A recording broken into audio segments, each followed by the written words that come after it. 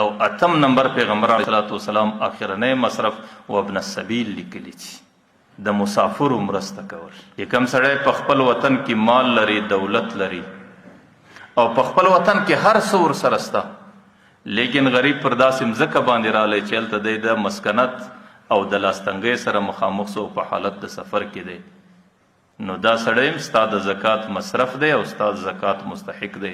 که دې سړي ته زکات ورکې، د دې په ورکولو هم د سړي غاړې خلاصېږي.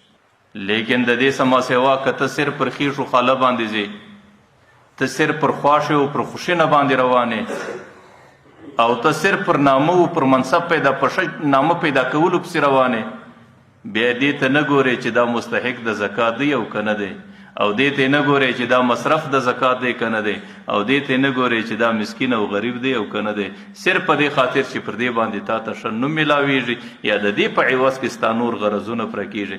زه هم داسې نه چې د قیامت په میدان کې د زکات پر دې غاړه پر وژه او پر څټ باندې پروت یي او د قیامت میدان له برته را روان یم. خو خلاصه دا ده چې بعضې خلک کله پوښتنه کوي و یاره چاته زکات؟ د زکات متعلق علماو یو اصول لیکلی دي. زکات په دنیا کې د انسان هغې دوه ځایه کې نه صحیح کېږي، د دې سما سوا بیا په عامو کې صحیح کېږي، خو په دې شرط چې هغه به مصرف او مستحق وي. یو زکات د انسان هغې په اصولو او فروعو کې نه صحیح کېږي. د پلار زکات و زوی ته و لور ته، بیا د زوی و اولاده ته نه صحیح کېږي، او د زوی زکات و پلار و نیکه ته بیا در هر څونه پورې چې آدم علیه السلام پورې رسېږي نه صحیح کېږي. نو زکات یو اصول او فروع ته نه صحیح کېږي. در ده چې لاندې دي د زوی و لور یا د زوی اولاده، دا د فروع دي. دی چې د کم چا څه پیدا شوی دی هغه د اصول دي. دې دوو طرفو ته د زکات جواز نه. او دویم زکات چې نه صحیح کېږي د هغه چا هغې نه صحیح کېږي چې منفعت او ګټه سره شریک وي. او زنانه او خاوند د هغې ګټه سره شریکه ده، د یو بل ته زکات نه صحیح کېږي. غلام و بادار د هغې ګټه سره شریکه ده، د یو بل ته زکات نه سره صحیح کېږي. ورور چې کله په بیش سره ګډي د هغو ګټه سره یوه ده، د یو بل ته زکات ته سره صحیح کېږي.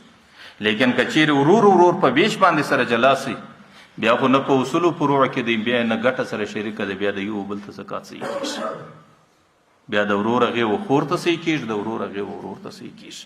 نو زکات یو په اصولو فروعو کې نه صحیح کېږي، او بل زکات په هغه ځای کې نه صحیح کېږي چې منافع مشترک وي.